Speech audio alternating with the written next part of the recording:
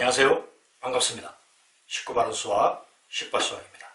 오늘은 중3-1 2차 방정식의 풀이 제3강 2차 방정식의 중근입니다. 중요한 내용이니만큼 정확하게 공부하기를 바랍니다. 중근이란 2차 방정식의 두 해가 중복되어 서로 같을 때 이를 중근이라고 합니다. 1차 방정식의 해는 하나죠. 2차 방정식의 해는 어떤 경우든 두 개입니다. 이것을 꼭 기억해야 됩니다.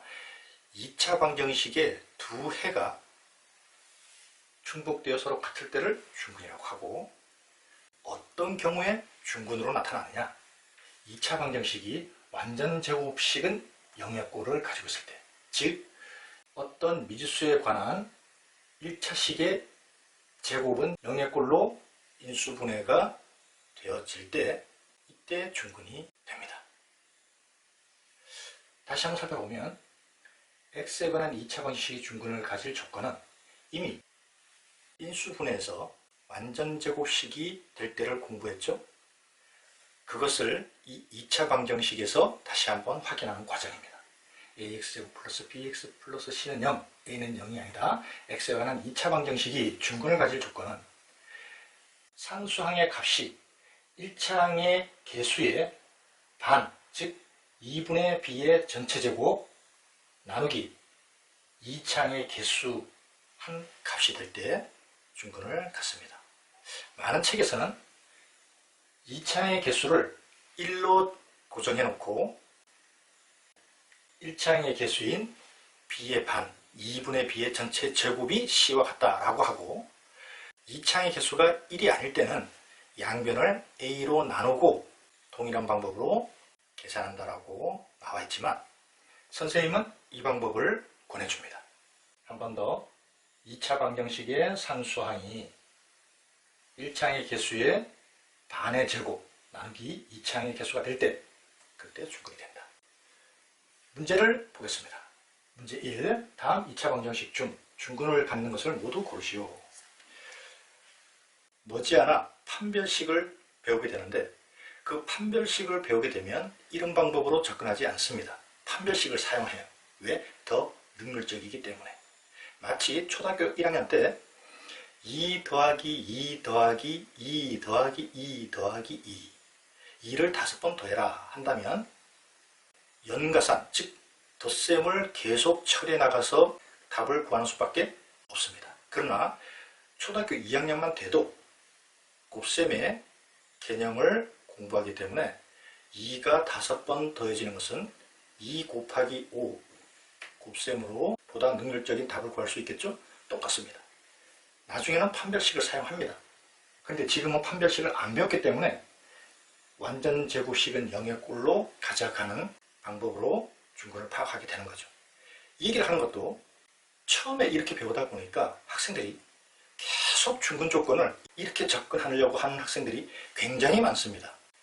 판별식을 배운 이후에는 판별식을 사용합니다. 그것을 짚어주기 위해서 미리 얘기를 했습니다. 1번 1차항의 개수의 반 제곱, 그러면 마이너스 3의 제곱이니까 9겠죠? 근데 8과는 같지가 않습니다. 따라서 중근을 갖지 않아요. 2번 1차항의 개수의 반의 제곱 9입니다. 그러면 상수항과 같아요. 완전 제곱식.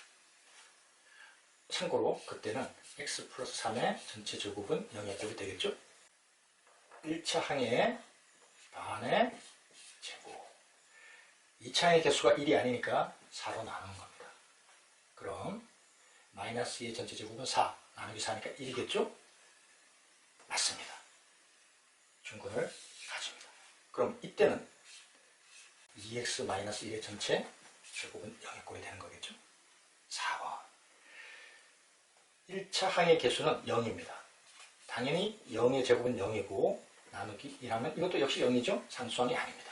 물론 이 정도는 x제곱은 9 해서 제곱근을 이용해서 x는 플러스 마이너스 3, 중근이 아니구나 이렇게 할 수도 있고, 쉬우니까 금방 인수분해가 돼서 x 플러스 3, x 마이너스 3은 0, x는 3, 마이너스 3이 나오는구나 이렇게 알 수도 있겠죠. 그러나 지금은 중근을 배우고 있기 때문에 중근을 가질 조건으로 확인을 하고 있습니다. 5번 x제곱은 정리합니다. 이렇게 투부소도 할 수 있고 아니면 분수개수를 정수개수로 만들기 위해서 양변을 4로 곱해서 할 수도 있습니다. 그러면 3번으로 돌아가죠. 중근을 갖습니다. 이렇게 2차 방정식의 중근을 갖는 가장 기본적인 접근법은 이 방법입니다. 문제 2번 9x제곱 플러스 ax 플러스 b는 0이 중근 x는 3분의 1을 가질 때 3분의 1을 갖는다는 것은 이렇게 나타나야지만 여기서 중근 x는 3분의 1이 나타나겠죠. 2차 방정식이 중근 무엇을 갖는다면 항상 이런 형태로 나타나면 됩니다. 그런데 여기는 2차의 개수가 9죠. 따라서 그 2차의 개수 9를 맞춰줘야 되는 겁니다. 그리고 다시 전개를 해서 20과 비교하면 되겠죠. 2를 곱하면 3분의 2x, 제곱하면 9분의 1.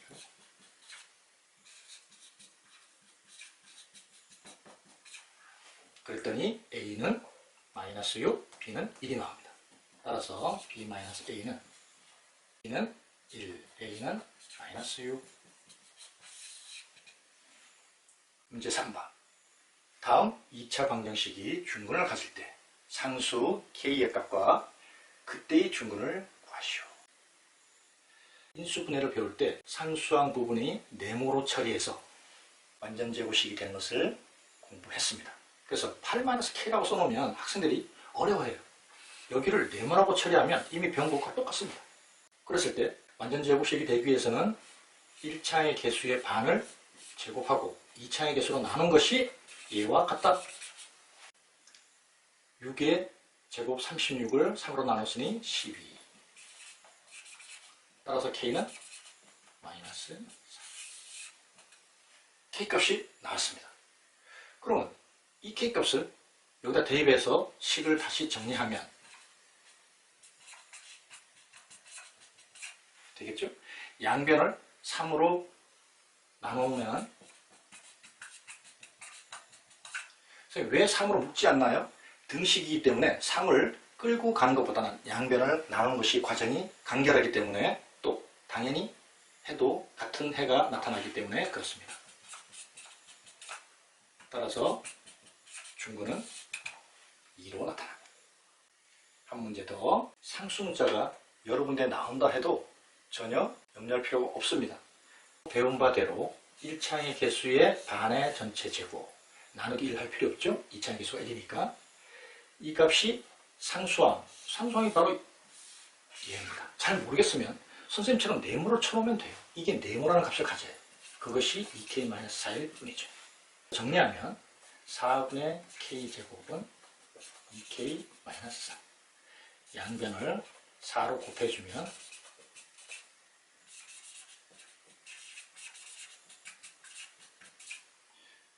k-4의 전체 제곱은 이렇게 되겠죠? 따라서 k값은 4가 나옵니다. k값을 4를 알았으니 1번처럼 이 k를 주어진 조건식에 대입을 합니다.